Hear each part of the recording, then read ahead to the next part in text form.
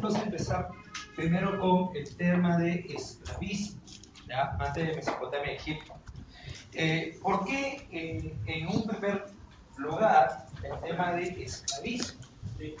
Porque prácticamente a partir de la descomposición de la comunidad primitiva, progresivamente vamos a ver la aparición del esclavismo. Ahora, esto es importante, la palabra progresivamente aparece el esclavismo. No quiere decir que se descompone la comunidad primitiva e inmediatamente la sociedad se dividió entre esclavistas y esclavos. Eso no ocurrió, ¿ya? A tal punto que cuando se habla de Mesopotamia y Egipto, no estamos hablando de sociedades predominantemente esclavistas. ¿Qué quiere decir predominantemente?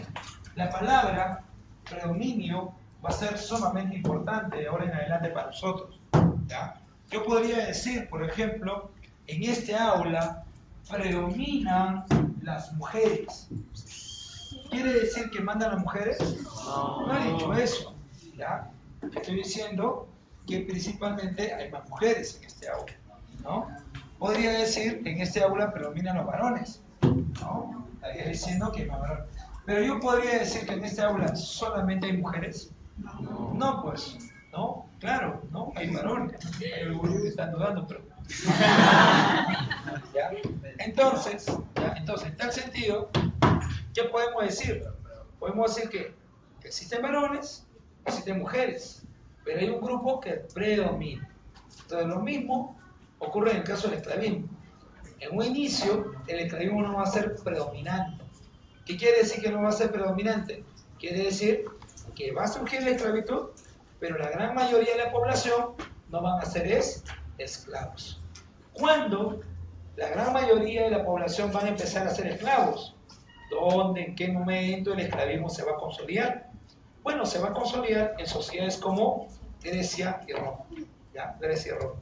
Entonces, cuando te hablan de esclavismo particularmente, ¿ya? Principal, fuerza laboral, en este tipo de selección, Grecia y Roma, ¿ya? Grecia y Roma. Inclusive Roma será el esplendor del esclavismo occidental, ¿ya? Entonces, eso para evitar y decir, pues, Mesopotamia y Egipto son sociedades predominantemente esclavistas. No, no lo son. Son una transición hacia la consolidación del esclavismo. Profe, pero ¿me está diciendo que no hay esclavos? No, sí hay esclavos. En Mesopotamia hay esclavos. En Egipto hay esclavos, pero no son la mayoría, ¿ya? Entonces, ese punto. Bueno, ¿qué es el esclavismo? El esclavismo es un sistema económico, ¿ya? Es el segundo sistema económico social en la historia. El primero había sido la comunidad primitiva, ¿no? Está basado principalmente en la fuerza laboral esclava, claro. O sea, en este sistema es necesario la fuerza laboral esclava ¿para qué? No solamente para las grandes construcciones, sino fundamentalmente para llevar a cabo la producción en favor del sector que está tomando el control del Estado, ¿tá? Entonces, el objetivo es la explotación de los esclavos. ¿Qué es un esclavo? Ya ese es otro caso, ¿ya? A veces cuando dicen esclavo, no, profe, esclavo debe ser porque tiene cadenas. Si tiene cadenas, debe ser esclavo, ¿no? Bueno, yo conozco varios reggaetoneros que no son esclavos, ¿no? O sea, eso no tiene que ver con cadena, ¿no? Profe, ¿qué? ¿No puede tener cadena y ser esclavo? Claro, claro. ¿Ah? No es necesario que tenga cadena para ser esclavo. Profe, es moreno, seguro. Sí, todo moreno es esclavo, profe. No, pero no, pues, si tú has visto tus películas, ya, por lo menos romanas, vas a ver que esclavos, inclusive habían esclavos arios, ¿sí? De piel clara. Entonces, no necesariamente, cuando hables de esclavitud, te estás hablando de un grupo étnico en particular, o de repente de una persona de un color de piel particular. No. Lo que pasa es que nosotros a veces confundimos lo siguiente, confundimos esclavismo con la época virreinal, exacto. En el Perú virreinal hubieron esclavos, eso sí, no lo podemos negar. Perú virreinal hay esclavos. Los esclavos en el Perú virreinal eran de ascendencia africana, eso sí, pero no solamente esclavos habrá en el virreinato del Perú. Esclavismo lo vamos a ver en sociedades como Mesopotamia, Egipto y principalmente en Grecia y Roma. Eso quiere decir entonces que la esclavitud no terminó con Roma, que la esclavitud permaneció a través del tiempo. O sea, en la sociedad medieval hubieron esclavos. En la sociedad capitalista, burguesa, van a haber esclavos. Inclusive, ¿ya? El día de hoy se sabe que en algunos pueblos africanos hay esclavos, ¿sí? Para la extracción, por ejemplo, de diamantes. Alguna vez debes haber escuchado o por ahí visto de repente una película que se llama Diamante de Sangre, ¿no? Con Leonardo DiCaprio, ¿ya? En el cual esas personas no son asalariados, son simplemente esclavos. ¿Qué es un esclavo entonces, bro? Un esclavo es aquel que no le pertenece nada. No le pertenece lo que produce, no le pertenecen las herramientas, no le pertenecen las tierras, no le pertenece ni su propia vida. Es considerado una cosa, es considerado un animal parlante, ¿ya? Entonces, esa es la consideración de un esclavo. ¿Alguna vez debes haber escuchado por ahí una persona, trabajo como esclavo? Bueno, trabaja mucho tiempo, pero no es un esclavo. Es una persona asalariada. Sí, hay explotación de promedio, claro, pero no es un esclavo. Para que sea un esclavo, le tendría que pertenecer a otra persona totalmente. Profe, pero yo tengo aquí a mi enamorado y él me pertenece. Y ese es otro problema. No es un problema de pareja, no psicólogo, ¿no? ¿Ya? No, es que me parece que nadie puede establecer pertenencia. Así como tú no puedes decir, ella me pertenece, tú tampoco puedes decir, él me pertenece, ¿no? Profe, pero si de repente el que dice es varón y dice, él me pertenece, bueno, hay todas opciones, ¿no? Más allá de eso, me parece que ninguna persona puede pertenecer a otra. Siempre existe algo que se llama libertad. Decimos aquí que un esclavo es aquel que ha perdido totalmente su libertad. No le pertenecen ni sus hijos, ¿ya? Ni sus hijos. Él se convierte en una suerte de animal que produce esclavos, esclavitos pequeños, ¿no? Que van a crecer y le van a pertenecer a alguien y los va a vender. ¿Sí? ¿Se entiende así? Ya es como un animalito, ¿no? Pregunta, tú podrías decir, el derecho del pollo, el derecho del pavo. No, tú le das vuelta, se acabó. Pregunta, ¿te vas a ir a la cárcel por matar ese pollo? No. ¿Ya? Entonces, de esa manera se entiende también el esclavo. Claro, conforme avancen las leyes, el esclavo no es que adquiera derechos, ¿ya? No adquiere derechos, sino que el esclavo, de alguna manera, va a ser un bien que si se lo arrebatas a alguien, tiene que pagarlo. ¿Ya? Por ejemplo, algunos dicen, ¿no? Los animales tienen derechos. ¿Ya? Sí, ¿ya? Mi hijita, por ejemplo, es amante de los animales, ¿no? ¿Ya? Conozco personas que de repente, ¿no? Podrían gastarse en un día hasta 1000 soles para curar un animalito. ¿Ya? No le importaría. Sí, ¿ya? Pero dicen, no, los animales tienen derechos. No es cierto. No, profe, pero si tú maltratas a un animal, espérate. Tú maltratas a un animal que le pertenece a alguien. O sea, lo que tú estás defendiendo ahí es la propiedad de alguien. ¿Se entiende? ¿Ya? Tú no estás, o sea, no es que el animal tenga derecho. El que tiene derecho es la persona. La persona tiene su animal, lo maltratas, te puede hacer un juicio. Pero no por el animal, sino por la persona. Claro. ¿Ya? Ahora que estoy estudiando un poco más de derecho, entiendo un poco mejor eso, ¿no? Entonces, cuando empiezan a aparecer las leyes, sí, van a haber de alguna manera algunas leyes que van a proteger al esclavo, pero no protegerlo por ser esclavo, sino porque le pertenece a quién, a un esclavista, ¿no? Entonces, eso. ¿Qué más? También está basada en el control de los medios de producción. Sí, a veces nos ponen esos términos que nos confunden. Control de los medios de producción. ¿Qué es un medio de producción? Lo ponemos aquí abajo. Medio de producción son tierras, ganado, herramientas, o sea, todo aquello que me permite producir. Inclusive, como medio de producción, entre comillas, en esta etapa, hasta el esclavo podría entrar. Es aquello que me permite producir porque lo considero cosa, lo considero uno más, ¿no? Pero, para no confundirnos, algunos simplemente le llaman, pues, la fuerza laboral. ¿Cuál es la contradicción principal? La contradicción esclavista-esclavo. ¿Por qué la contradicción principal es esclavista-esclavo? El esclavista lo que busca es producir más. Y para producir más, ¿necesita qué cosa? ¿Más herramientas solamente? ¿Más tierra solamente? No, necesita más ¿qué? Más esclavos, ¿no? Mayor fuerza laboral. Pregunta, pero si él necesita mayor fuerza laboral, necesita más esclavos, ¿el esclavo estará conforme con ello? No, ¿qué es lo que va a buscar? Su liberación. Por ende, los objetivos del esclavo y el esclavista son los mismos, ¿sí? ¿Tú te imaginas al esclavo yendo del esclavista? Oye, ya, vamos a tratar, vamos a llegar a un acuerdo. ¿Ya? A partir de mañana me explotas un poquito menos. Puede ser o no. ¿Ya? Me golpea, pero más quedito, más bajito. ¿Sí? Si no reclamo mi derecho. No, no tiene derecho. Es así.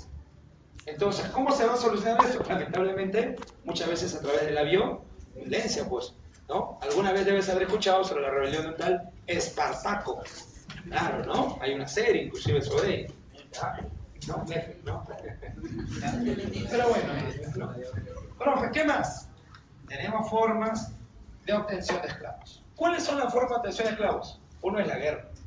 Profe, ¿cómo que la guerra? Imagínate, aula 363, le hacemos la guerra al aula 362, ¿no? Y en ese momento le ganamos y empezamos a repartir esclavos, ¿no? ¿Sí? Para la señorita, 4 varones. ¿Ya? ¿Ya? Para el joven por aquí, 6 mujeres. ¿Ya? ¿No? Para el joven al fondo, 8 varones. No hay problema. Para que no se explote, ¿no? Para que trabajen para él. ¿Ya? Entonces, una manera son los esclavos. ¿Ya? Una manera de obtener esclavos es la guerra. La guerra.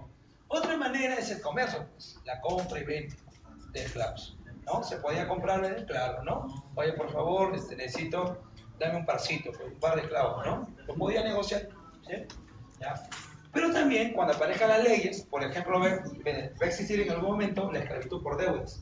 O sea, no puedes pagar tu deuda y a pesar de entregar todas tus propiedades, no te queda de otra que tú mismo ser un esclavo. Podrías ser esclavo por deuda. Claro, que en algún momento van a aparecer la ley que va a decir, está prohibida la esclavitud por deuda. También. Se va a depender bastante de las leyes. Durante la sociedad esclavista vamos a encontrar la consolidación del Estado. ¿Ya? ¿Qué es el Estado? Es una institución que va a normar a la sociedad. Los primeros estados que surgen son estados teocráticos. ¿Qué quiere decir teocráticos? Gobierno del sector religioso, del sector sacerdotal. ¿Cómo es así que el sector sacerdotal se hizo del gobierno? Lo que pasa es que el sacerdote no es solamente su relación con el Dios o con los dioses. Ojo, las primeras sociedades son politeístas. ¿Ya? ¿Qué quiere decir? Creen en varios dioses. Segundo, las primeras sociedades, sus dioses no son invisibles, pues señores. Sus dioses son materiales. Su Dios lo ven, ¿no? Hay una estatua de ese Dios. Claro. Profe, no, pero eso es herejía. No es herejía. Así fue la simbolización. Cuando el hombre quiso simbolizar, no lo va a simbolizar de manera etérea, lo va a simbolizar en algo material. Un ejemplo clásico es eso, la Venus paleolítica. ¿Recuerdas? ¿Ya? La Venus paleolítica era una estatuilla de una mujer. Listo. Tú no estás imaginando, la mujer está aquí en todas partes, es etéreo. No, no aparece eso. Inclusive, cuando el hombre establece sus primeros dioses, sus dioses están relacionados en torno a lo que él ve, en torno a lo que para él es necesario. Y lo que es necesario para él es la naturaleza. El río será Dios, ¿no? La tierra será diosa, por ahí de repente el sol será Dios, la luna será diosa, listo. Entonces, mucho de lo que ocurre en el desarrollo social del hombre también se va a ver expresado en los dioses. A tal punto que, como te dije en algún momento, lo primero que debieron haber existido no fueron dioses. Lo primero que debieron haber existido fueron diosas, mujeres. ¿Motivo? Fue ella a quien en un primer momento, entre comillas, hiciste tu culto. Sí. Y fue ella a quien en un primer momento la vas a divinizar. Es ella la que está relacionada a algo que se llama maternidad, fertilidad. Entonces, Eso que ocurrió en la comunidad primitiva ha ido evolucionando. Y ha ido evolucionando a la aparición de dioses. Pero en algún momento se da el quiebre, el rompimiento del matriarcado al patriarcado. Y con el rompimiento del matriarcado al patriarcado, no pues, tú no puedes decir que las diosas están por encima de los dioses. Son los dioses varones los que están por encima de las diosas mujeres. Entonces, si se había dado el sometimiento en la sociedad, si se había establecido el patriarcado, entonces en los dioses también se va a dar esa relación. Entonces, ¿quién va a tener la primacía? Los dioses varones. Las diosas mujeres en un segundo plano. Serán importantes, pero en un segundo plano. ¿Sí? Pero seguirán teniendo el rango de diosas. O sea, no las desapareces. ¿Qué sería lo peor? Que la desaparecieras, que diga que Dios solamente puede ser varón. Y que establezcas en algún momento que Dios es uno solo. Y como todos tenían sus diferentes dioses, Dios lagarto, Dios de repente búfalo, Dios de repente jaguar, en fin, como todos tienen sus dioses, entonces yo tengo que hacer esto, decirle, tu Dios, tu Dios, tu Dios y tu Dios son el mismo. Por gusto están haciendo tantos ídolos. Mejor establecemos un Dios que no tiene forma, que está en todos lados. Y de esa manera, en el progreso del politeísmo, cuando en algún momento se siente un gran poder, surgirá algo que se llama el monoteísmo, un solo Dios. Pero al surgir un solo Dios, no puede ser diosa, no podemos retroceder a la mujer. Entonces tiene que ser Dios, Dios varón. Y para que todos crean en él, establecer que ese Dios es el mismo que los demás, pero ese Dios es invisible. Es omnipotente, omnipresente, está en todos lados. ¿Y así nace tu religión? Profe, no, eso es satanismo, profe. Eso se llama ciencia, señores. Profe, pero usted no puede explicarme ese tipo de cosas. Usted no sabe que yo he marchado con mis hijos, no se metan, ¿no? Usted no sabe que mi papá va a la iglesia, yo lo voy a denunciar, ¿no? Denuncia, no hay problema. Pero te estoy diciendo lo que he leído, ¿ya? Por eso decía, ¿no? Leer no causa Alzheimer, no, sí se puede leer, ¿ya? ¿Ya? Gordon Schill lo explica muy claramente cómo se da el nacimiento de los dioses. Eso no es, ojo, ¿ya? Por favor, por eso le decía, ¿no? Desde la primera clase. Cuando yo les explico, mi objetivo no es ir contra un dios, no es contra todos los dioses. Mi objetivo es explicarte aquello que te sirva para un examen de admisión. Y te estoy explicando a partir de la ciencia. No te estoy diciendo no creas o cree. Ese no es mi objetivo. Que tú sigas creyendo, bacán. Yo no me hago ningún problema. Pero sí me puedes dejar explicar por qué esa es mi tarea. ¿Estamos bien? ¿Sí? ¿Ya? Entonces, en un primer momento, el poder es teocrático. Ese poder teocrático es basado en el conocimiento de la naturaleza. Y el conocimiento de la naturaleza tiene que ver con ¿qué? Por ejemplo, conocer los momentos en los cuales se puede cosechar, conocer los momentos en los cuales se puede cultivar. En todo el año no se puede hacer lo mismo en torno a la agricultura. Debo saber cuáles son los tiempos. Pero también debo de proyectar si va a haber algún cambio del temporal que pueda afectar mis actividades. Entonces, frente a ello, este sacerdote no solamente es sacerdote, es un sacerdote astrónomo. Es un sacerdote astrónomo. Y su conocimiento lo sustenta de esta manera. Esto va a ocurrir y ocurre.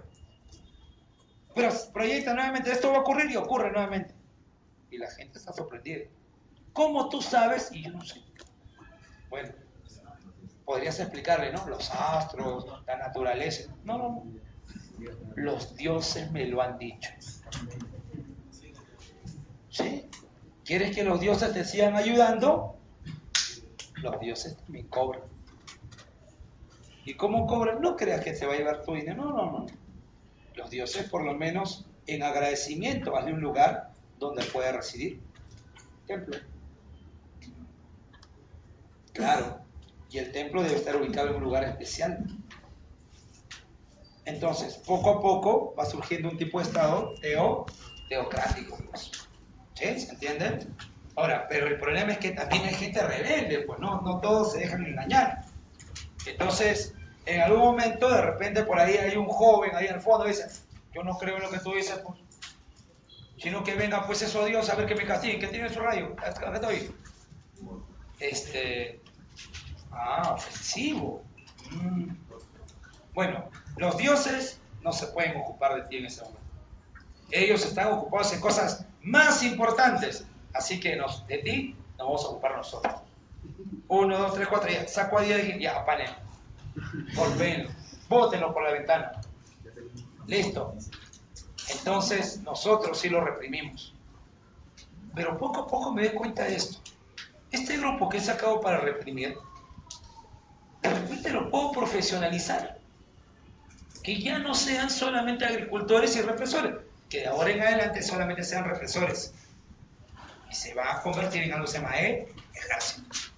Y este ejército no me va a servir solamente para reprimir. ¿Me va a servir para qué? Para declarar la guerra al aula del frente, al pueblo del frente. ¿Para qué?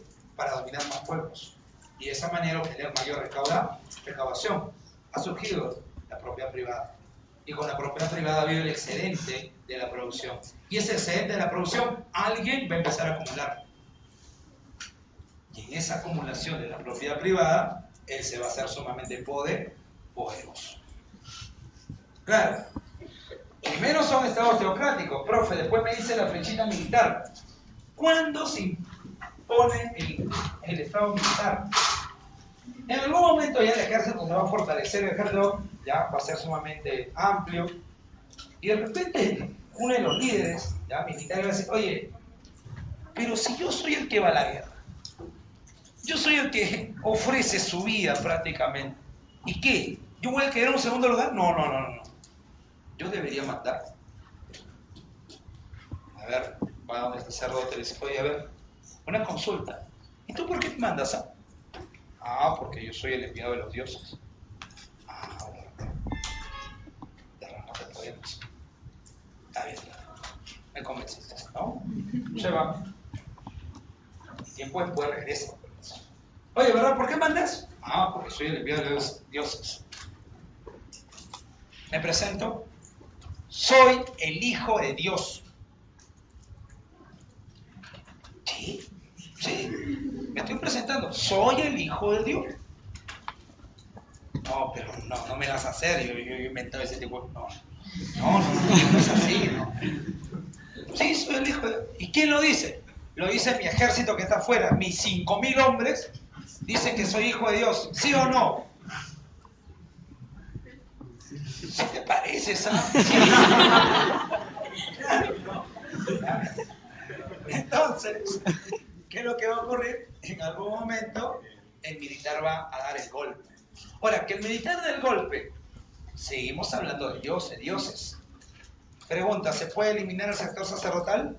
No. Simplemente va a pasar a un segundo lugar. Y así surgirá el Estado bajo el control del militar. Pero a eso ya no le vas a llamar Estado teocrático, sino eso le vas a llamar imperial. Entonces, tiene más o menos varias lógicas.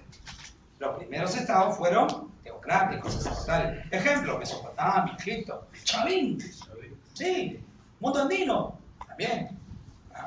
Profe, ¿qué más? Y también estábamos en la etapa de la consolidación de la religión, ¿no? La religión como una manera de poder controlar a la sociedad.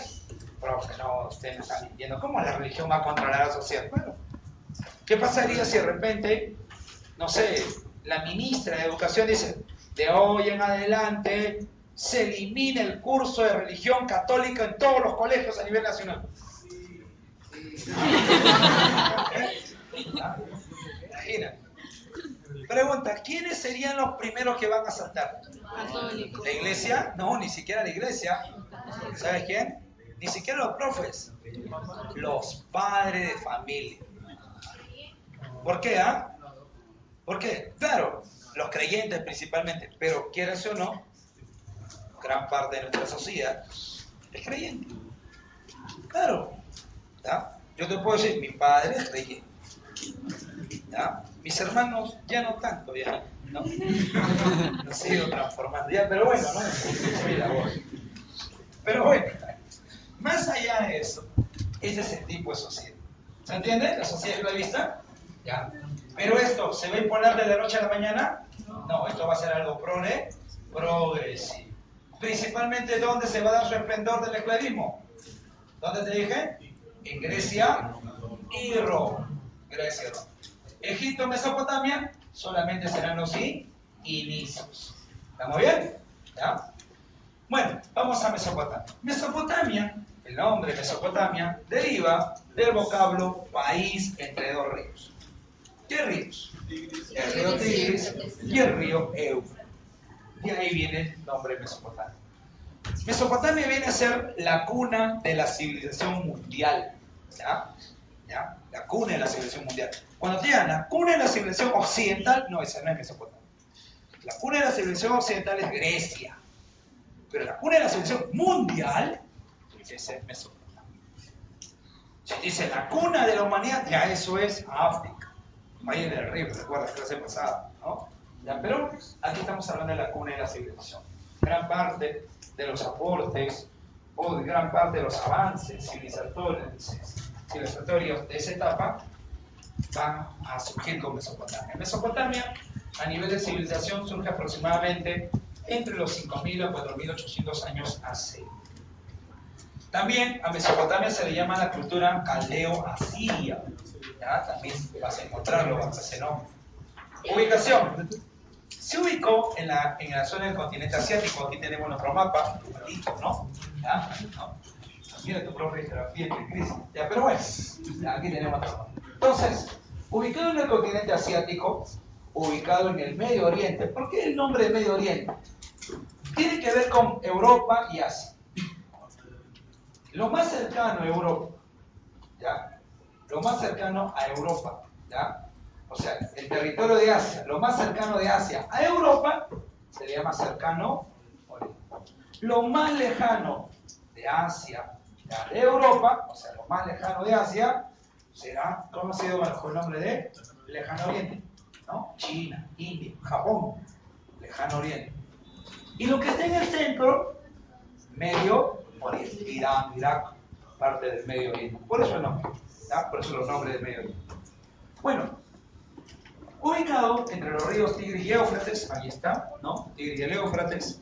Mira, antes de llegar a este punto, ¿cómo se llama este punto aquí, donde finalmente desembocan el Tigris y el Éufrates? Se llama el Golfo Pérsico. ¿Ya? Este lugarcito de aquí, no le he puesto pues ahí muchos nombres, ¿no? Se llama el Shatt al-Arab. Es un nombre árabe. Pero simplemente es el lugar donde se une el Tigris y el Éufrates. Nada más. ¿Ya? Profe, ¿qué más? Tranquilo, tranquilo. ¿Ya? No creo que se malee en el examen. ¿Qué más?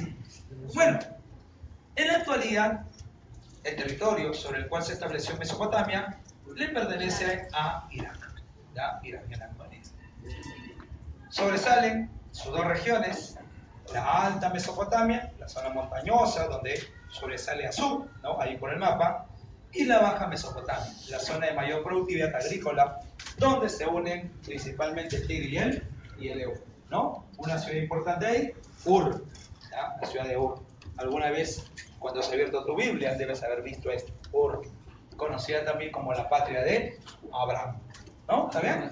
¿Listo? ¿Ya? ¿Te leo Génesis o no? Claro, tienes que leer, ¿no? Ya, todo se lee, no se preocupe. Bueno, características. A nivel económico, su principal actividad fue la agricultura. Desarrollaron canales de regadío, y por allá también faltó. En el caso de Egipto también vamos a tener canales de regadío. Lo voy a poner en proceso histórico. A nivel de los cultivos, uno de los cultivos más importantes van a ser los cereales, la producción del trigo y cebada. Además, podemos hacer también lo siguiente. Mesopotamia y Egipto, forman parte en la zona de la Baja Mesopotamia y el Bajo Egipto forman parte de un territorio especial. Profe, ¿cómo se llama ese territorio especial? es la llamada media luna fértil, ¿no? ¿Recuerdas que era la media luna fértil? El lugar donde aparece por primera vez que la agricultura y la ganadería. ¿Ya? Agricultura y ganadería. Profe, ¿qué más? Desarrollo ganadería, ganado ovino, ganado porcino, ganado en ese momento caprino, en fin.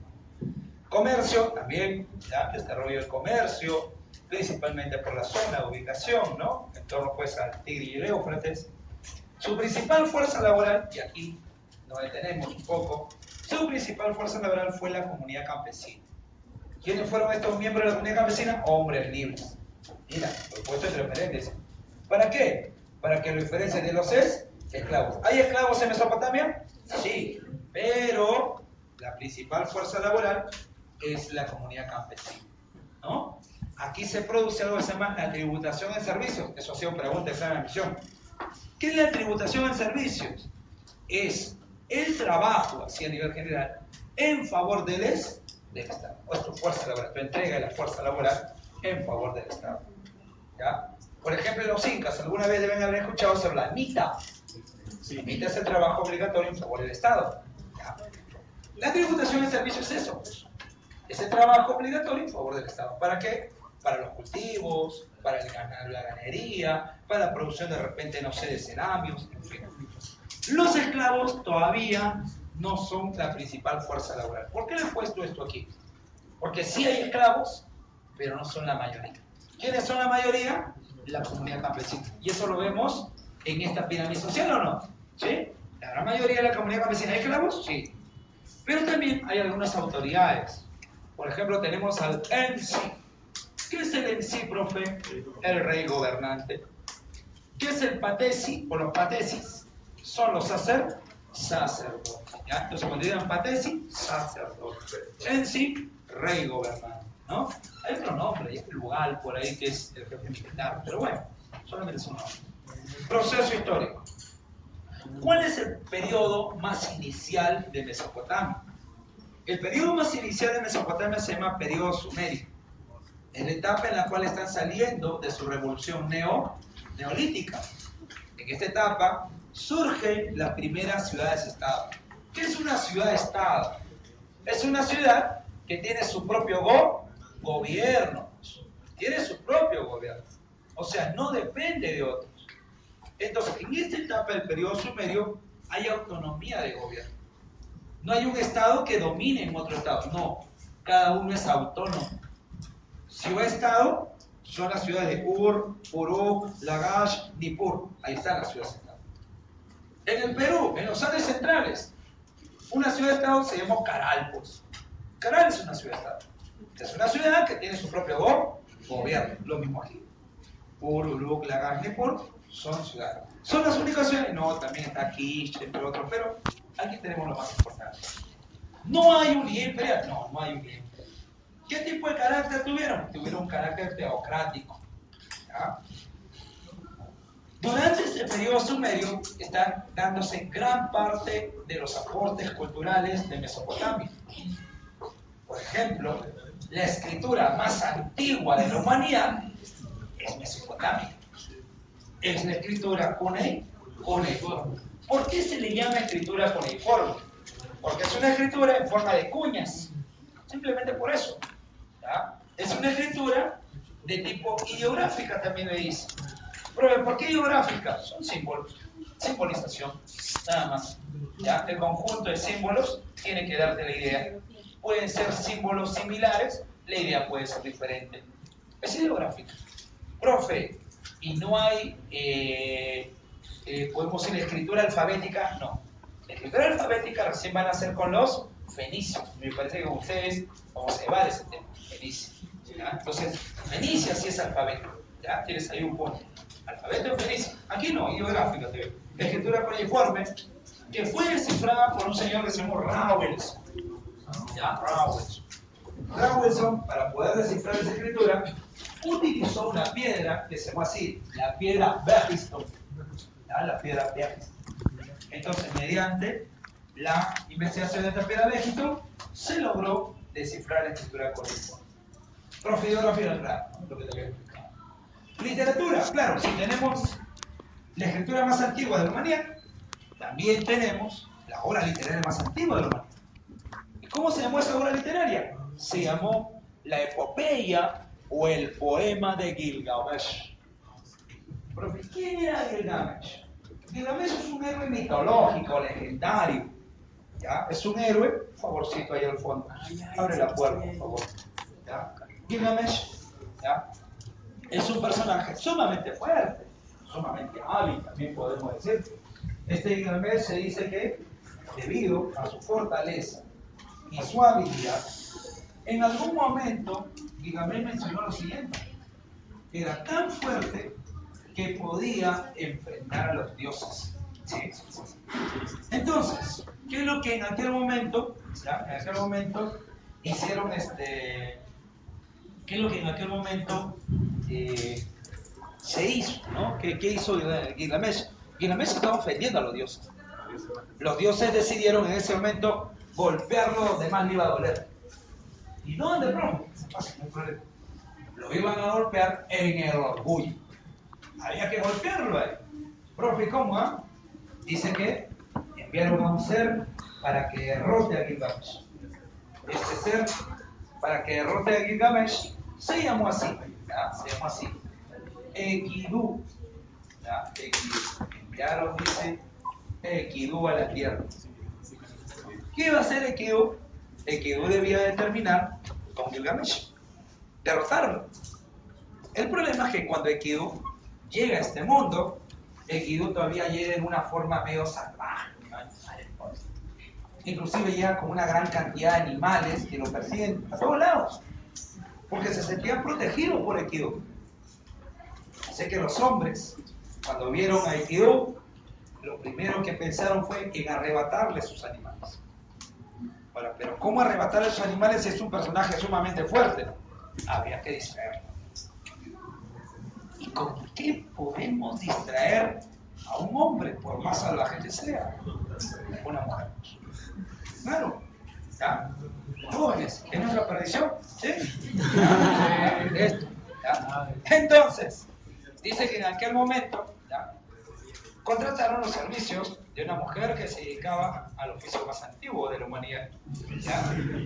Ella estaba cerca al río, ¿ya? No se le llevó el huaico, ¿no? Estaba ahí. Y en algún momento Enkidu pasaba cerca a ella, pasaba cerca a esta mujer, y ella dejó caer su vestido. Enkidu se quedó lelo, absorto, y estaba así, ¿no? Y en ese momento perdió sus animales. Más bien se llevó a esa mujer a una choza y por 7 días no salió. De esa manera, Enkidu se humanizó. ¿Ya? O sea, la humanización a través del sexo. Pero perdió todos sus animales, ¿no? Te va a pasar, lo vas a perder todo. ¿Ya? Entonces, profe, usted lo perdió, sí, entonces, ahora Enkidu decidió pues enfrentar a Gilgamesh. ¿Lo enfrenta? Sí. ¿Le gana? No. ¿Gilgamesh lo derrota? Tampoco. Ninguno de los dos, terminado el día, podría decir que había derrotado al otro.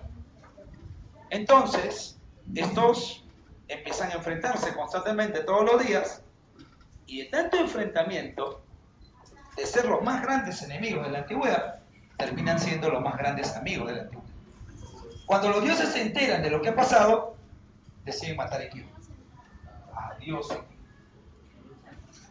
Una vez que matan a Enkidu, Gilgamesh se da cuenta de algo: que puede ser un hombre sumamente fuerte, pero por más fuerte que sea, es mortal.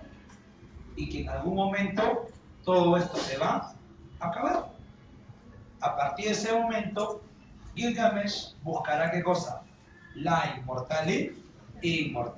Así se inicia el poema de Gilgamesh. Y a partir de ese momento va a pasar por un conjunto de hechos que suceden. ¿Ya? Uno de ellos, por ejemplo, cuenta lo siguiente: Gilgamesh estaba descansando y en sus sueños una ninfa que quería algo más con Gilgamesh, ¿ya?, se le aparece y le cuenta que los dioses están renegando. que los dioses están sumamente molestos con los hombres. Hacen demasiada bulla y no lo dejan descansar.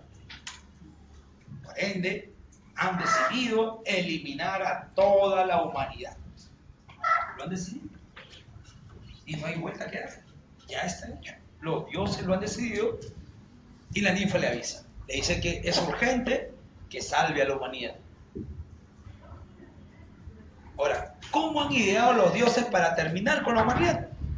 Van a hacer que llueva por 40 días y 40 noches. Ajá. ¿Profe, figura? No, tampoco nos podemos reír. Pero bueno, ¿ya? Entonces, 40 días, 40 noches. Sí. Iba a haber un gran diluvio universal. El mundo se iba a cubrir de agua. La única manera de poder salvar a la humanidad era creando, ¿no?, una gran embarcación de tales medidas, techado, donde ingresaran animales de par en par y también ingresaran humanos para repoblar el mundo. Profe, pero... Profe, ese no es, profe. Este es Gilgamesh, ¿ya? Es la obra literaria más antigua de la humanidad. ¿Qué más? Ahí está el diluvio de las ciencias. Ellos inventaron la numeración decimal, la numeración sexagesimal. Inventaron, ya, en base a la... Bueno, ellos conocieron en base a la numeración sexagesimal la medida de la circunferencia. ¿Cuánto mide una circunferencia? 360 grados sexagesimales. Eso es Mesopotamia. Establecieron la medida del tiempo. Un día, 24 horas. Una hora, 60 minutos. Un minuto, 60 segundos. Eso lo conocemos al día de hoy. Ya, eso es Mesopotamia. Eso es Mesopotamia. ¿Tuvieron un calendario? Sí, ¿qué calendario? Lunar. Ya, principalmente lunar. Pero gran parte de la astronomía no se iba a conocer fundamentalmente durante la época sumeria, sino se iban a conocer principalmente durante el periodo babilónico. ¿Ya? Pero aquí estaban los inicios. ¿Qué más? En base al conocimiento de los diferentes astros, establecieron los días de la semana. Lunes, la luna. Martes, Marte. Miércoles, Mercurio. Jueves, Júpiter. Viernes, Venus. Sábado, Saturno. Y domingo, el Sol. Eso que tú conoces el día de hoy, eso es Mesopotamia. ¿Ya? Profe, ¿qué más? Son los inventores de la rueda. Son los inventores del arado. ¿Qué es el arado, profe? Aquello que me sirve para poder remover la tierra. Son los inventores del ladrillo, la arcilla quemada, ¿sí? Y mediante el ladrillo pudieron construir algo que se llamó los zigurats. ¿Qué es un zigurat? El zigurat es un templo. Estos templos, en cada una de las ciudades-estado, sirvieron en la parte superior como observatorios astronómicos. Fueron centros administrativos, fueron almacenes. O sea, desde ahí se controlaba el Estado y se controlaba el excedente, lo producido. Pero toda esta etapa, donde no hay unidad imperial, terminó con la imposición del imperio acadio. ¿Ya? Aquí se da la primera unificación imperial de Mesopotamia, bajo el liderazgo de un señor que se llama así, Sargón I o Sargón de Akkad. Ahora, ¿él qué unifica? Él no unifica toda Mesopotamia. Ojo, lo que él hace es unificar la ciudad de Akkad y la región sumeria.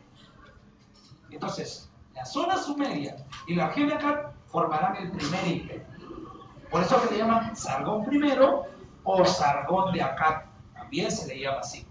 Ahora, Sargón dice, no es que yo sea sumamente violento y por la fuerza yo dominaba. No. Los dioses siempre estuvieron conmigo. Sí, los dioses siempre me protegieron. Mi madre cuenta que mi pueblo fue arrasado y que los dioses estuvieron conmigo también. Sí, mi madre me encomendó a los dioses. Yo tenía meses de nacido. Me envolvió en una manta, me metió en una canasta y me envió por el Éufrates. Yo soy Sargón, el salvado de las aguas. Pero No, Sargón será el primer emperador de la humanidad. ¿Ya? El primer emperador de la humanidad. La capital quedó siendo la ciudad de Akkad. Pero también habrán otros emperadores como Sennacherib, con quien se va a consolidar la unificación, ¿no? El imperio Akkad. Profe, ¿cómo queda este imperio? La invasión de un pueblo extranjero, la invasión de los gutis, ¿ya? Los gutis, ¿no? ¿Ya? Profe. Sí, así se llama, los gutis. ¿Ya? Profe, de repente eran grandes. Debe ser.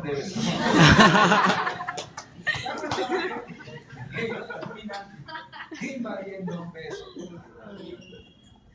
Una vez que cae el imperio acadio, tiempo después, hay una ciudad que va a volver a florecer. Esa ciudad se llama Ur. Por eso hablamos del renacimiento. Fue tan importante el florecimiento de esta ciudad que inclusive fue necesario que se lleve a cabo la primera síntesis de leyes. Se crea el primer código de ley. Profe, pero el primer código yo que sepa es de Hammurabi. Ya, pero Hammurabi su código es para todo Mesopotamia. En cambio, el código de Ur-Nammu es el código solo para la ciudad de Ur. ¿Ya? Solamente para la ciudad de Ur. ¿Ya? Hace esa diferencia. Código de Ur-Nammu solo para la ciudad de Ur. Código de Hammurabi para todo el imperio babilónico. ¿Ya? Dígame. Cuando se estableció el código de Ur-Nammu, mejor dicho, cuando apareció el código de Hammurabi posteriormente, ¿el código de Ur-Nammu continuó o ya no? No, lo que pasa es esto. El código de Ur-Nammu, ¿qué es lo que hace? Pues sintetiza leyes que ya han existido. Solamente que lo pone en un código. El código de Hammurabi lo que va a hacer es sintetizar leyes que ya existen. Y entre ellas, tomar leyes antiguas como por ejemplo la de Ur-Nammu. Claro, ¿no? Claro, incluye, ¿no? Por eso en el caso de Hammurabi vamos a ver más de 200 leyes. Ya, pero quiero terminar aquí. Ur es una ciudad sumamente importante. Y en el caso de Ur, había una diosa que se llamaba así, la diosa Ishtar.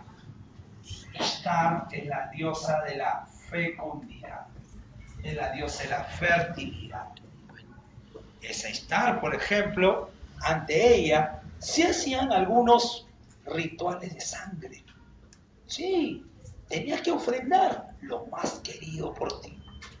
Profe, ¿qué podía ser lo más querido por mí? Tu hijo. Y no cualquiera. Tu primogénito. Profe, no, ese es Abraham, profe. No, es el muro. Ur es la patria de Abraham. ¿Entiendes? ¿Sí?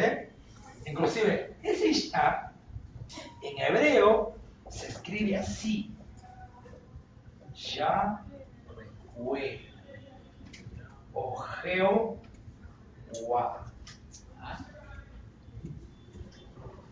Ese Ishtar. Profe, no, profe, ya me estoy asustando. Pero es así, ¿no? Ese es Ur. Ya. Felices fiestas. Ya. Entonces, tenemos aquí entonces, luego del renacimiento de Ur, tiempo después, va a surgir la ciudad de Babilonia. Babilonia será la capital de este nuevo imperio, el imperio babilónico, fundada por un grupo extranjero que se llaman los amorritas o los amorreos. En la etapa, tanto del imperio acadio como del imperio babilónico, le podemos llamar también la edad de cobre todavía. Digo, la edad de bronce todavía, ya bronce. La edad de cobre será más sumerio todavía, ¿no? Profe, la edad de hierro, eso más adelante, ya más adelante. En el caso de Babilonia, se convirtió rápidamente en un eje comercial. ¿Ya? Alguna vez debes haber escuchado sobre Sodoma y Gomorra. Sí. Profe, lugares de lujuria, lugares de comercio. Profe, pero también había prostitución. En diferentes ciudades había eso. No, pero aquí estaba más popularizado. Sí, de repente, pero también era por la gran intensidad comercial.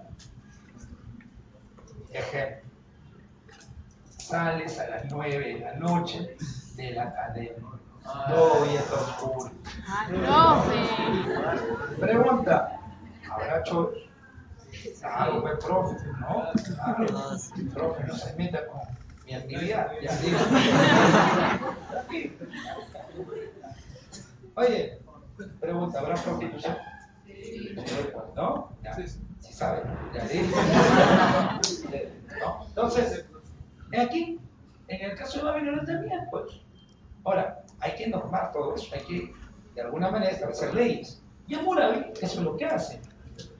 Hammurabi, conocido como uno de los grandes representantes que va a llevar a cabo la síntesis, la recopilación de leyes, estableciendo el código de leyes o el código de Hammurabi. En este código van a sobresalir más de 200 leyes. Ya son más de 200 leyes. Pero una ley que llama la atención es la ley del talión. Ojo por ojo, diente por diente. Lo que me hagas, te lo voy a devolver. Si me robas un esclavo, me tienes que dar otro esclavo. Igualito.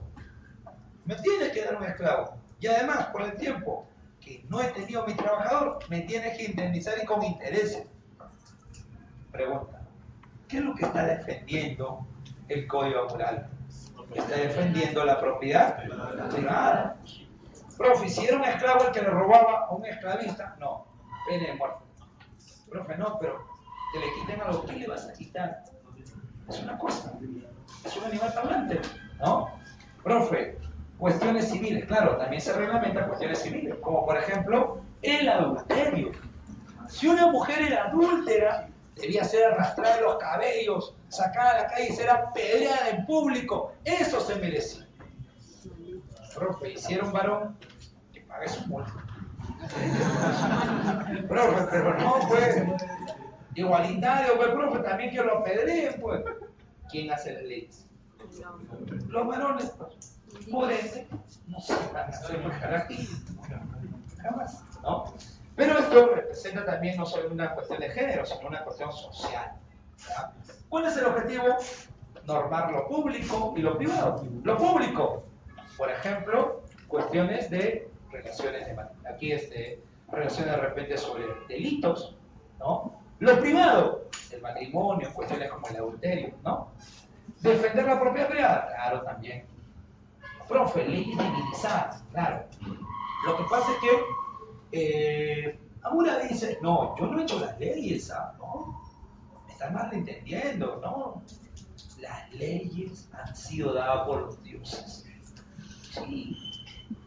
El dios Shammah se me apareció en un sueño y de puño y letra sobre la piedra escribió sus leyes. Fueron más de 200 leyes. Entonces te escribe más rápido. Profe, no, ese es Moisés, no, ese es Hammurabi. Inclusive le va a dar una gran importancia a un dios que se llama Marduk. Trató de darle mayor importancia a su dios. Eso fue Hammurabi, ¿no? Finalmente, ojo, estamos poniendo a los emperadores más importantes. No quiere decir que solamente Hammurabi gobernó en esta etapa. Hay otros aquí emperadores, pero me pongo la pizarra por eso. ¿Ya? Entonces, tenemos aquí la invasión de los casitas hititas. En esta invasión de los casitas hititas, tenemos al primero que va a utilizar el hierro. ¿Quiénes? Los hititas. ¿Quiénes introducen entonces el hierro a Mesopotamia? Los hititas. ¿De dónde vienen los hititas? Vienen de la zona de Turquía, de la zona de Anatolia. ¿Ya? De esa región provienen los hititas. ¿Ya? Ahora, con el tiempo, algún pueblo en Mesopotamia empezó a utilizar el hierro. Y en base a eso, pudo establecer un gran imperio. El imperio sirio, su capital Assur, pero en su máximo esplendor, su capital se trasladó ¿a dónde? A Nínive.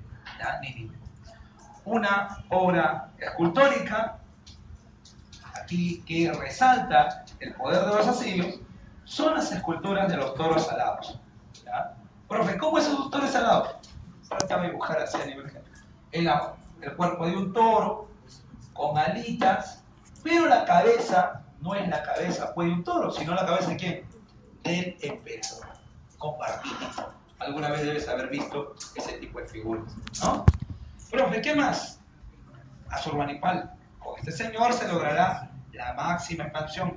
¿Se tomó territorio de dónde? Desde los medos, sus vecinos, la zona de la meseta de Irán, ¿hasta dónde? Hasta Egipto. Ya, hasta Egipto. ¿Quién fue el gran antecedente de Asurbanipal? El señor Sargón II. Este es su gran antecedente. El Asurbanipal quiso controlar también el conocimiento de estos diferentes pueblos. Y para controlar el conocimiento de estos pueblos, hizo que ese conocimiento sea materializado, escrito sobre tablillas. Y todo eso se dejó en un solo lugar, formándose la biblioteca más antigua de la humanidad, ¿no? Esa será la Asurbanipal. Profe, ¿y cómo cae el imperio asirio? Si eran grandes guerreros, ¿ya? Manejaron de repente, pues, aquí tácticas de guerras impresionantes para dominar diferentes pueblos. ¿Cómo fueron derrotados finalmente? Su derrota se da principalmente no por una invasión, sino por una rebelión. La rebelión de diferentes pueblos, liderados por los medos. En el caso de los medos, ahí está Ciexales, y los babilonios. Y en el caso de los babilonios, está un señor que se llama Nabopolassar. ¿Qué querían los medos? Su independencia. Ellos lograron tomar la meseta del Irán. Alguna vez vino en pregunta de simulacro. Y los babilonios, ¿qué lograron? Establecer el nuevo imperio. ¿Cómo se va a llamar el nuevo imperio?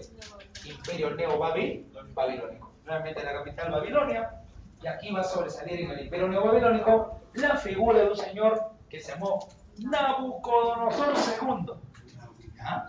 Guarda ese nombre para tu hijo en algún momento, ¿sí? ¿Ya? Te va a recordar por toda su vida. ¿Ya? Nabucodonosor. Este Nabucodonosor llevó a cabo la gran expansión de Babilonia. Ojo, no es la gran expansión de Mesopotamia. La máxima expansión es Asurbanipal. Esta es la gran expansión de Babilonia. Llevó a cabo el cautiverio en Jerusalén. ¿Sí? Jerusalén, profe, la zona de cercano oriente, sí. Y no solamente eso, dominó diferentes pueblos. Dice que en algún momento Nabucodonosor trató de construir un sigurat de varios pisos que tuviera como base toda una ciudad, para que de esa manera todos vieran su gran poder. ¿Sí? Pero el problema es que para construir esa torre, para construir prácticamente ese gran sigurat, necesitaba ¿qué cosa? Mano de obra de diferentes pueblos. Y esos diferentes pueblos tenían diferentes idiomas. Y al tener diferentes idiomas se confundían. Pero qué alto llegar al cielo, varios idiomas. Entonces la torre Babel, ese es el figura de Nabucodonosor. Mandó edificar una de las obras consideradas maravilla de la antigüedad, los jardines colgantes de Semíramis. Semíramis por su esposa. También se le llaman los jardines colgantes de Babilonia. De ellos solamente tenemos referencias por los romanos, porque el día de hoy ya no existe. ¿Ya? Profe, ¿qué más? Finalmente todo esto cayó bajo la invasión del imperio persa, como se llamó Ciro el Grande. ¿Ya? Bueno, eso fue Mesopotamia. Vamos a Egipto. En el caso de Egipto, lo que nosotros conocemos de Egipto es a través del padre de la historia, un señor que se llamó Heródoto. Heródoto mencionó que Egipto era un don del Nilo. En torno a ese río Nilo se había edificado la gran civilización egipcia. Inclusive llamó a Egipto el país más religioso de la antigüedad. ¿Ah? Eso lo vamos a entender un poco más en la parte de su religión. Ubicación. ¿Dónde se ubicó? Se ubicó en el noreste del África, en el valle del Nilo. ¿Ah? Desarrollaron dos regiones, el Alto Egipto y el Bajo Egipto. ¿Qué es el Bajo Egipto? Es la zona del delta del Nilo. ¿Qué es el delta del Nilo? Es donde finalmente el Nilo se divide en pequeños ríos y desemboca en el mar Mediterráneo. Es la región más productiva. Ahora, eso de la productividad también está relacionado al limo. Profe, ¿qué es el limo? El limo es un fertilizante. Es un fertilizante que se obtiene luego de las inundaciones. Lo que pasa es que ese río Nilo es un río irregular, que en determinado momento se desborda, ¿ya? Se desborda y prácticamente inunda los valles. ¿Ya? Y cuando regresa a su cauce natural, deja un material barroso, negruzco. Y ese material barroso, negruzco, se llama limo. ¿Para qué sirve ese limo? Para fertilizar la tierra. Por eso que también a Egipto le llaman el país de la tierra negra. Profe, yo pensaba que era porque estaba en el África. No. Se llama país de la tierra negra por el limo. Por el limo. Profe, usted hablando de inundaciones, de bordes. No le entiendo, profe. Huaico. ¿Sí? ¿Ya? Bien. ¿No? A nivel económico, su principal fuerza laboral fueron las comunidades aldeanas. La comunidad aldeana se llama nomo. ¿Ya? ¿Qué es un nomo? Una comunidad aldeana, organizada en familias. Esa familia se llama fadash. En el mundo andino nosotros le llamamos ayu. ¿Ya? ¿Qué es el ayu, recuerdas? La familia ampliada, ¿no?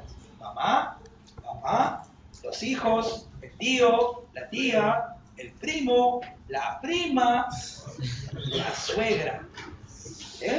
¿Ya? Sufrimiento, ¿no? Entonces, lo que tú llamas ayu en el mundo andino aquí se llama fadash. Al fadash. Esto ya lo hemos trabajado en Mesopotamia. ¿Qué quiere decir? Los fadash, los hombres libres, son la principal fuerza laboral. Ellos son los que llevan a cabo la tributación en servicio. ¿Qué quiere decir? Tributación principalmente en trabajo. ¿En favor de qué? En favor del Estado. ¿Hay esclavos? Claro que hay esclavos. Pero los esclavos son la fuerza laboral, pero no son la mayoría. Son fuerza laboral, pero no son la mayoría. A nivel social y político. Es un gobierno monárquico. ¿Por qué monárquico? Un solo gobernante. ¿No? ¿Quién es? El faraón. Es un gobierno teocrático. ¿Teocrático por qué? El faraón es considerado un dios. Es un dios en la tierra. Es la representación de Horus en la tierra. La representación de Horus en la tierra. ¿No? Es absolutista, también le dice. ¿Por qué? ¿Alguien se puede negar a la autoridad del faraón? No, su poder es absolutista. Ajá. Pero, a pesar de que el faraón tiene un gran poder, de todas maneras, tiene que hacer frente a los poderes locales. ¿Cómo que poderes locales? Existe un poder centralizado y también existen poderes locales. Los sacerdotes, por ejemplo. Egipto es una sociedad politeísta. Varios dioses, varios sacerdocios y también varios nomarcas. ¿Qué es un nomarca? El nomarca es el jefe de nomo. ¿Ya? Es el jefe de nomo, nomarca. ¿Hay funcionarios? Claro que hay funcionarios. Tenemos al visir. El visir es un ministro, a veces es el primer ministro. ¿Tú recuerdas a José? ¿Recuerdas? ¿Ya? José, ¿no? El hebreo, ¿no? Sus hermanos lo metieron a un hueco y luego lo vendieron, ¿sí? ¿Llegó a ser ministro o no? Visir. Profe, ¿qué es el escriba? Escribe, ¿no? No, el escriba, lo que pasa es que en esa etapa no todos acceden a la escritura. O sea, entendían que escribir tenía un carácter sagrado. Y como escribir tiene un carácter sagrado, entonces eran pocos los que se dedicaban a esto. En un inicio inclusive había pena de muerte a aquel que enseñara a escribir a otro sin autorización del Estado. ¿No? El escriba es encargado de la contabilidad. Profe, entonces el escriba se encarga de ¿qué? Contabilizar lo que se ha recaudado, contabilizar lo que se ha almacenado. Porque así como de repente hay épocas productivas, también hay épocas de sequías. 7 vacas flacas comiéndose 7 vacas gordas. Profe, sí, la Biblia. Son necesarios los almacenes, ¿no? Profe, ¿quién es la mayoría? ¿Los esclavos o el felash? El felash, ¿no? Los campesinos libres. Expresiones culturales. ¿Qué es lo que más nos ha venido en el examen de admisión? Religión. ¿Ya? De Egipto nos ha venido principalmente religión. Según su cosmovisión, tienen un tiempo cíclico. ¿Qué quiere decir tiempo cíclico? Caos, orden. ¿Ya?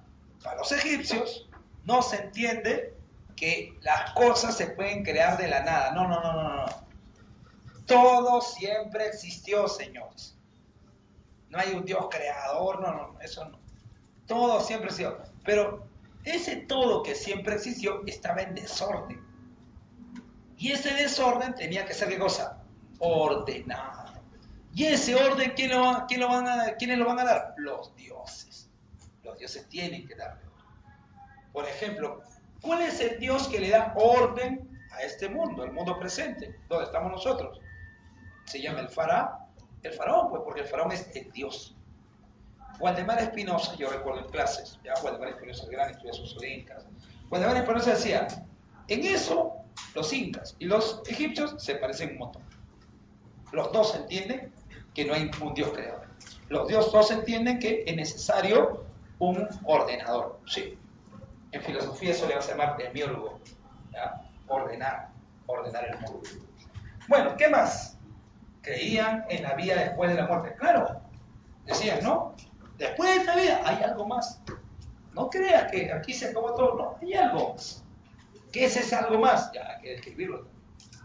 Son sociedades politeístas, varios dioses. Sabeístas, el sol, la luna, son deidades, ¿ya? Los astros. Panteístas, la naturaleza tiene vida. La naturaleza también es deidad. El Nilo es la deidad de la fertilidad. Pero, ¿quién es el padre de los dioses que gobiernan este mundo? Ra. Ra es la máxima deidad. Ya es la máxima, Ra. Porque ¿qué es Ra? Es el dios de dioses. Ese dios tuvo hijos. Y esos hijos van a gobernar este mundo. ¿Quién iba a gobernar este mundo?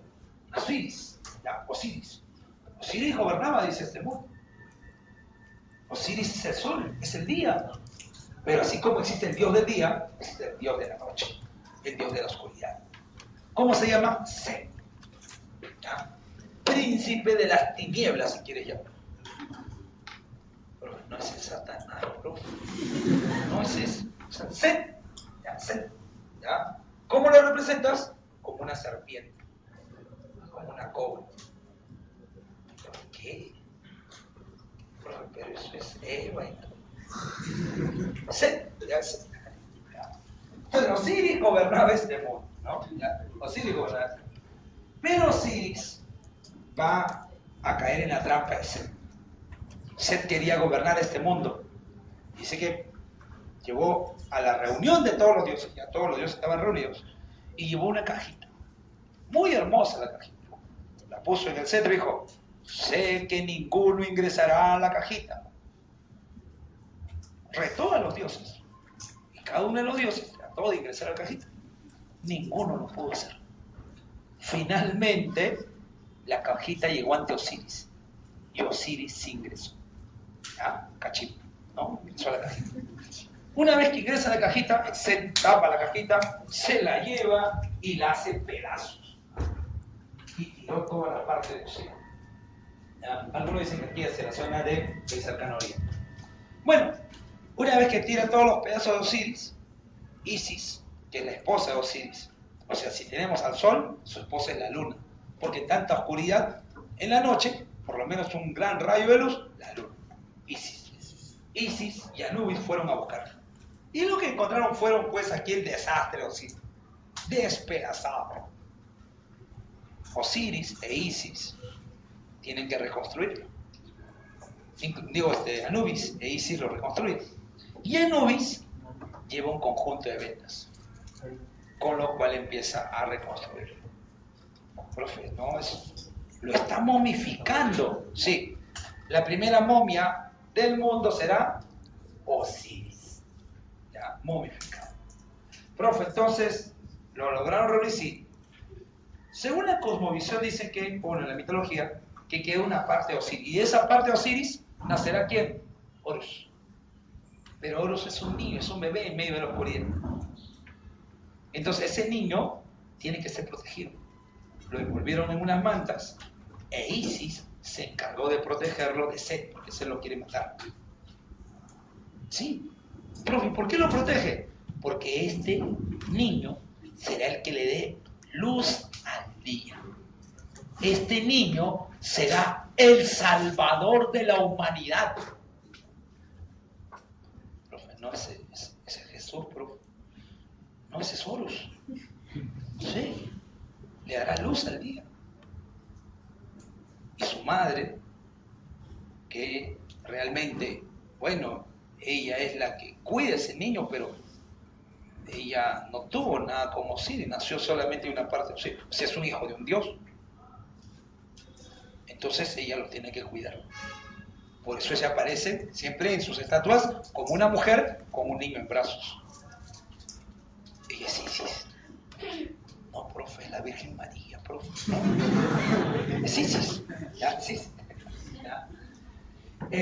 Y bueno, Anubis, el dios cabeza de perro, se convertirá, sí, el dios cabeza de chacal, cabeza de perro, ¿ya? ¿Ya? Algo así como, ¿no? ¿Ya? ¿Ya? Anubis, dios de la momificación, ¿no? Profe, Osiris murió, pero al ser momificado con el ritual de la momificación, ha sido trasladado al otro mundo. Ahora será el juez del inframundo, el juez del juicio final. ¿Ya? Ese será Osiris. Osiris te ha prometido algo, que en algún momento él va a regresar, y cuando él regrese, tú regresarás con él. Él es el Dios de la resurrección. Pero para que tú resucites, tienes que haberte portado muy bien en esta vida. ¿Ya? Por eso que Heródoto también le llamaba el pueblo más religioso de la antigüedad. ¿Ya? Siempre estaban presentes en eso, la resurrección. Profe, Isis, diosa de la maternidad, Set, oscuridad, Horus. Bueno, el sol se ocultó, ese sol de la sede de la tierra, ese es Osiris, el dios que está muriendo. ¿Quién es Horus? El sol naciente, el sol de la sede de la mañana, ese es Horus. Horus, ¿cómo lo representas? El dios con cabeza de halcón. ¿Sí? Profe, pero vamos a los mortales ya. Imaginemos aquí, ¿ya? ¿Cuánto tiempo crees que vas a vivir? ¿Ah? ¿1000 años? ¿Alguien va a llegar a los 1000 años? No. ¿200 años? 120 años, como dice la AFP. ¿Ya? La AFP dice que vamos a vivir 120 años, por eso te reduce tu pensión. No, profe. 80, profe, será. De repente, no sé, pues, profe, 17, ¿no? Salgo a la calle metropolitano, ya, pues. Oye, te mueres, y lo primero que tienen que hacer es el mismo ritual que hicieron con Osiris, la momificación. O sea, ¿la momificación qué es? El ritual necesario para el paso al otro mundo. Luego de la momificación, recién se separa tu cuerpo de tu alma. Es tu alma el que va a recorrer el camino hacia el juicio de Osiris. Pero como va a recorrer el otro mundo, el inframundo, puede perder en cualquier momento. El otro mundo es como un juego de video, ¿ya? Es como jugar Dota, ¿ya? Es algo así, ¿ya? Entonces, en cualquier momento puedes perder. Si no quieres perder, quieres llegar al juicio final, tienes que seguir el libro guía. ¿Y cómo se llama el libro guía? El libro de los muertos. Es el libro sagrado más antiguo de la humanidad. No, el más sagrado, el más antiguo se llama la Biblia, ¿no? Es el libro de los muertos. Y en ese libro de los muertos está la secuencia para llegar al juicio de Osiris. Una vez que está ya el juicio de Osiris, Osiris va a ser el que va a juzgar tu primera vida. ¿Qué quiere decir? Los egipcios entendían que había dos vidas. La primera vida, la vida corta, y la segunda vida, la vida larga, la vida después de la resurrección, la vida eterna. Sí, Osiris te ha prometido vida eterna, pero tienes que pasar su juicio.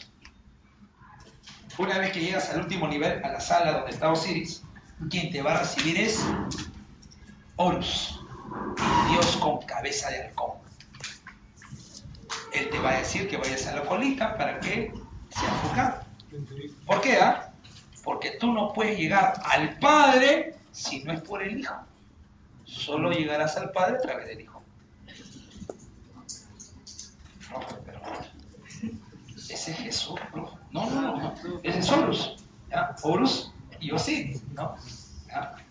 Entonces, cuando prácticamente te han limpiado, ¿ya? Cuando te han llevado a cabo la momificación, te han sacado todos los órganos, toditos, así, inclusive el cerebro, con una suerte de garfio, que ha entrado por la nariz, ha reventado parte del cráneo y ha vaciado el cerebro. Profe, debe doler, ya está muerto, no te preocupes. Entonces será eso. Pero el único órgano que se te permite ir al otro mundo es el corazón. Porque se entiende que en tu corazón está todo lo bueno y malo que has hecho en este mundo. Entonces, eso es lo que vas a llevar. Ahí está tu memoria. Profe, pero y si de repente no he sido tan bueno, utilizas el libro de los muertos y va limpiando un poquito. Sí, hay hechizos en el libro de los muertos. Bueno, pesas tu corazón. Profe, ¿por qué? Porque tu corazón, ahí está tu memoria. Profe, pero no, eso está en el cerebro, ¿no? Ellos entienden que está en el corazón. De ahí, ¿no? De que de alguna manera, en algún momento tú hayas dicho esto, ¿no? Los jóvenes más que nada enamorados dicen, te amo tanto que te entrego mi corazón. Porque entiendo que en mi corazón está todo mi pensamiento, todo lo que soy yo, todo mi amor. Pregunta, ¿está en su corazón? No está en su corazón, pues, ¿dónde está? En su cerebro. Pero jamás te escribiría, te amo tanto que te entrego mi cerebro. No, pues. Entonces, eso del corazón es egipcio. Tu corazón será pesado en una balanza de dos platillos. De un lado tu corazón y del otro lado la pluma y la verdad de la diosa Marata. Si tu corazón pesa más es porque eres malo. Hay un saúl, es un can con cuerpo de hipopótamo y cabeza de lagarto que se va a tragar tu alma. Profe, ¿qué tanta vuelta para llegar a eso que se trae? Sí. Profe, no, pero segunda oportunidad, pues como le saben, no, ahí se terminó todo. Profe, entonces, sí, se trae mi corazón. Y si mi corazón no pesa, ahí está. Soy tan bueno que no pesa. No existe persona tan buena. Lo más seguro es que has utilizado el libro de los muertos y has limpiado demasiado tu corazón. Y lo has limpiado a tal punto que ya no pesa. Has querido estafar a los dioses. También tragado. También. La única manera es que tu corazón esté equilibrado con la forma de la verdad. Ni tanto, ni poco. Justo medio. Aristóteles. Además, lo que ha sido juzgado ha sido el alma, ¿no? Y lo que va a retornar al cuerpo va a ser el alma. ¿Qué es lo inmortal entonces? El alma inmortal. Ese es Platón. ¿Por qué ahora no solamente destruye el cristianismo, sino también a los griegos? No, sino que va a haber influencia, ¿ya? Ahora, ojo, pero, aquí vamos terminando, ¿ya? Todavía nos faltan 10 minutos. ¿Qué cosa? Entonces, no. Todavía más.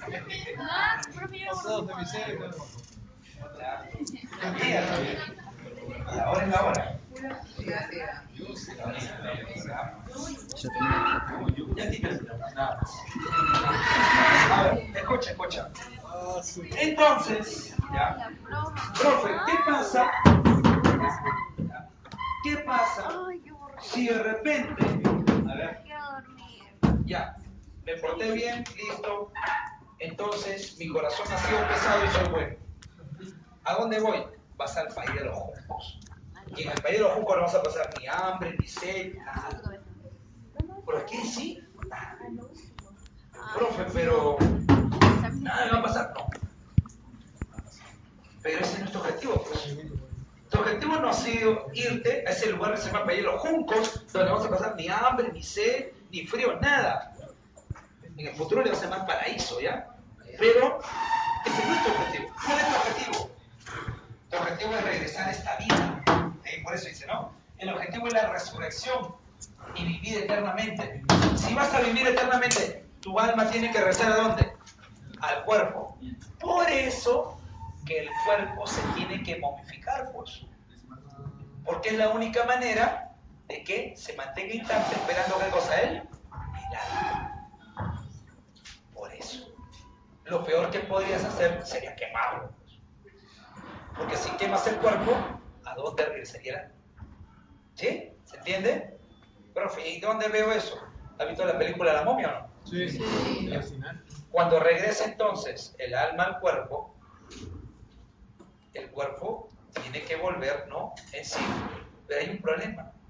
Profe, los órganos, ¿los han botado? No los han botado.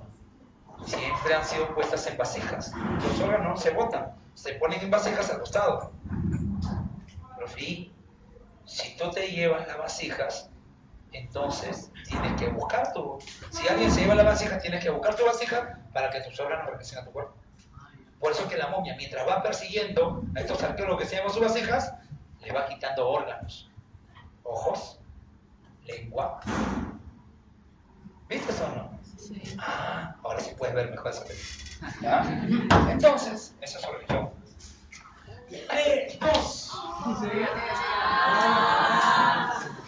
Escritura. En cuanto a la escritura, desarrollaron 3 tipos de escritura. La escritura jeroglífica, la escritura hierática y la escritura demótica. A ver. Escritura jeroglífica.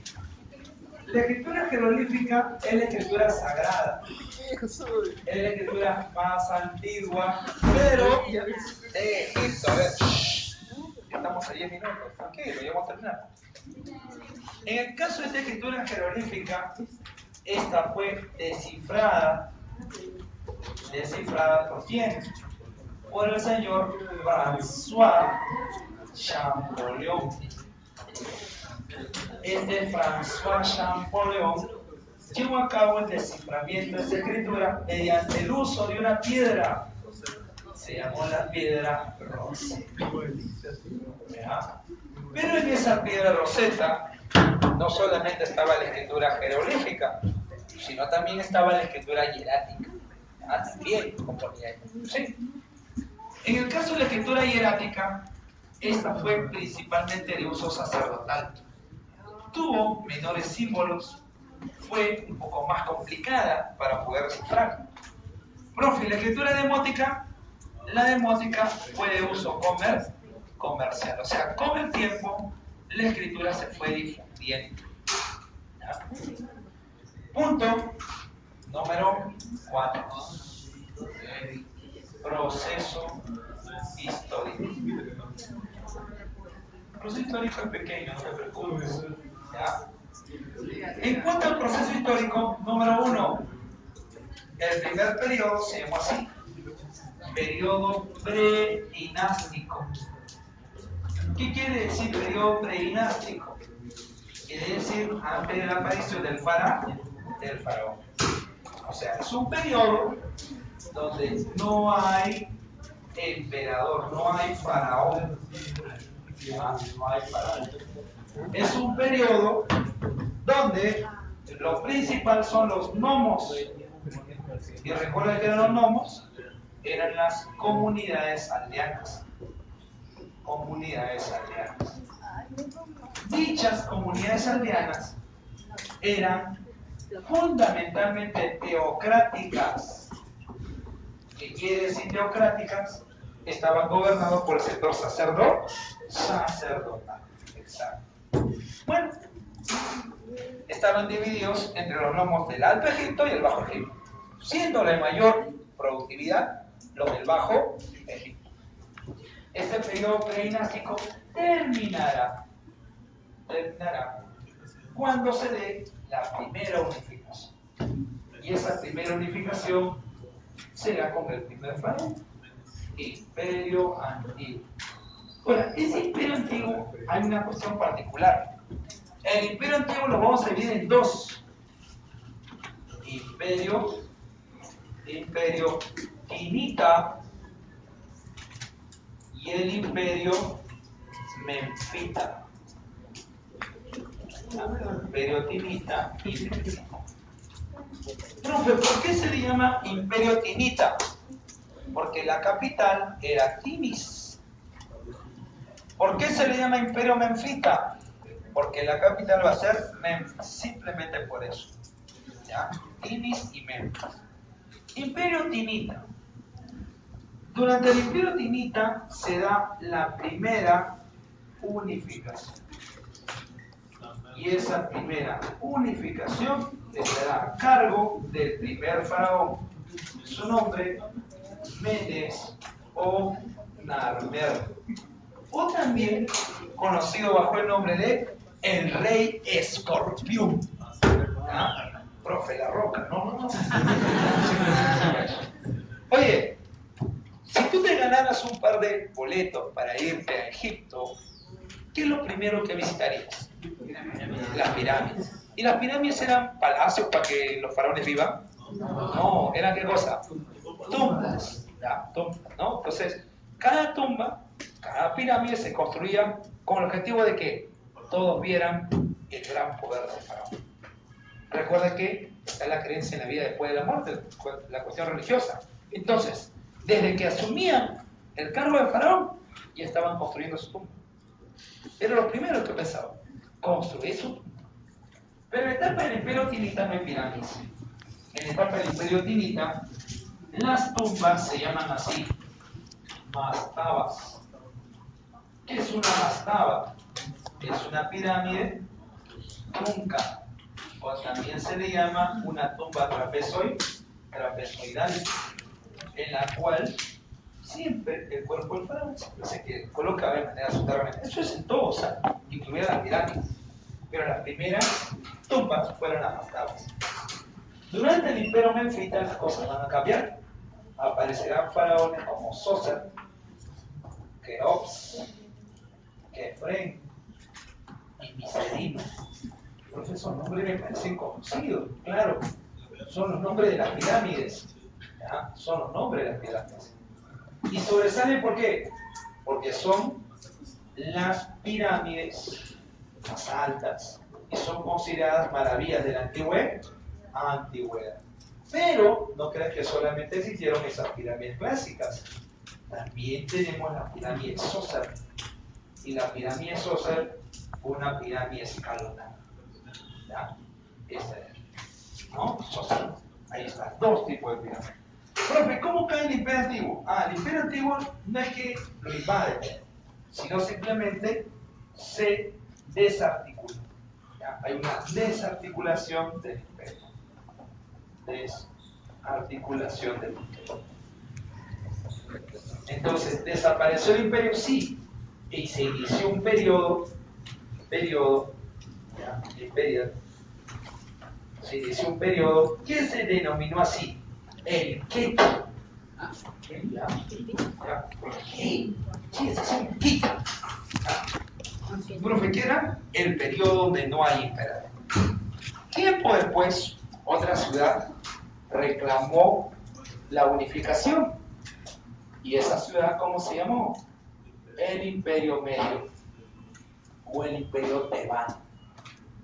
Entenderás que si es tebano, ¿cómo se llamó su capital? La capital se llamó Tebas. Capital Tebas. En este imperio aparecerán personajes como un señor que se llamó Menhotep. ¿Qué hizo Menhotep? Durante su gobierno se llevó entonces el predominio de un sacerdocio, del sacerdocio tebano, del sacerdocio de Amon-Ra. Profe, ¿quién era Amon-Ra? Era otro nombre para Ramses. Era simplemente otra denominación, un dios más local. Recuerda que no existe monoteísmo, es politeísmo lo que existe. Entonces, un dios de Tebas se convirtió en el dios más importante, el dios estatal. Pero, a ver, escuchen, no es que haya desaparecido los dioses. Imperio Medio. ¿Cómo cae ese Imperio Medio? Una invasión. Invasión de los reyes pastores. Invasión de Hicsos. Estos Hicsos son los que van a introducir el hierro en Egipto. Estos Hicsos, ¿qué es lo que hicieron? Ellos invadieron el delta del Nilo. Toman el delta del Nilo. ¿Y qué era el delta del Nilo? ¿Recuerdas? Era la zona de mayor productividad agrícola. En ese delta del Nilo se dieron el lujo de establecer un reino.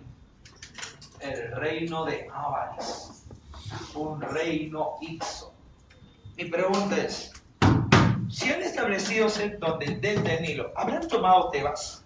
A ver, según nuestro mapa, no, pues, no tomaron Tebas. ¿Por qué? Porque Tebas está ¿en dónde? En el Alto de Egipto, claro. Entonces Tebas buscó recuperar su predominio y no logró. Nuevamente Tebas se erigió como la gran capital, imperio neotebano. Nuevamente la capital será Tebas. Ahora, en ese imperio neotebano aparecerán personajes como Amosis. ¿Qué hizo Amosis? Con él se lleva a cabo la reestructuración imperial. Reestructuración imperial. Nuevamente el imperio regresó. ¿Qué más, profe? Luego de Amosis aparecerá un señor que se llama así. Se llamó, a ver, Tutmosis III. Tutmosis III. ¿Qué logró Tutmosis III? La máxima expansión. La máxima expansión. Tutmosis III. Una vez que logró la máxima expansión, hubo una señora que se llamó Hatshepsut, que tomó el poder, una faraona. Imagínate, una mujer llegó a ser faraona, Hatshepsut. Y claro, después llegó al poder un señor que se llamó así, Amenofis IV, también conocido bajo el nombre de Akenatón, o también conocido bajo el nombre de el hijo de Atón. ¿Y por qué? Lo que pasa es que Amenofis IV se dio cuenta de algo. Se dio cuenta que podía centralizar todo el poder. Y para centralizar todo el poder, tenía que barrer en ese momento con el poder de los sacerdocios, en especial del sacerdocio de Amón-Ra. Así llevó a cabo algo que se llamó la reforma monoteísta. ¿Qué quiere decir monoteísta? Un solo Dios. O también se llamó reforma amarniana. ¿Por qué, profe? Porque mudó la capital.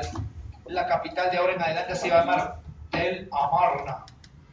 Entonces de esa manera se iba a escapar del predominio del sacerdocio tebano, estableciendo el culto a un solo Dios, Atón. Pero pregunta, ¿tú crees que los otros sacerdocios se lo iban a permitir?